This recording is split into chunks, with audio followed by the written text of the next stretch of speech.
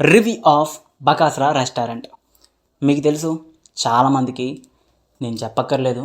కొత్తగా ఎవరైనా మన ఛానల్కి వచ్చినట్లయితే సబ్స్క్రైబ్ చేయండి, పక్కన ఉన్న గంట సింబల్ని అయితే క్లిక్ చేయడం మర్చిపోవద్దు.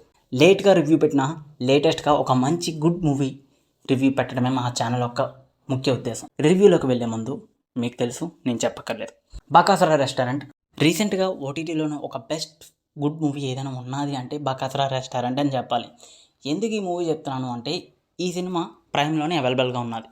నేను కన్యాకుమారి సినిమా గురించి రివ్యూ పెట్టాను. ఏంటి, ఒక క్లీన్ ఎమోషనల్ లవ్ మూవీ అని చెప్పాను కదా, సేమ్ అలాగే ఇప్పుడు కొంచెం థ్రిల్లర్, కొంచెం కామెడీ, కొంచెం డ్రామా, ఈ మూడింటిని మిక్స్ చేస్తే అదే బకాసురా రెస్టారెంట్. నేను స్టోరీని ఎక్కడ రివీల్ చేయను, టైటిల్లోనే మీకు అర్థమైపోతుంది బకాసురా రెస్టారెంట్ అని. సో ఒక చిన్న ప్లాట్ అయితే చెప్తాను. ఏంటంటే, ఒక నలుగురు ఫ్రెండ్స్ కలిసి ఒక రెస్టారెంట్ని ఓపెన్ చేయాలనుకుంటారు. సో వాళ్ళకి ఎదురైన సిచ్యువేషన్స్ ఏంటి, మరి ఆ రెస్టారెంట్ ఓపెన్ చేశారా లేదా అనేది స్టోరీ.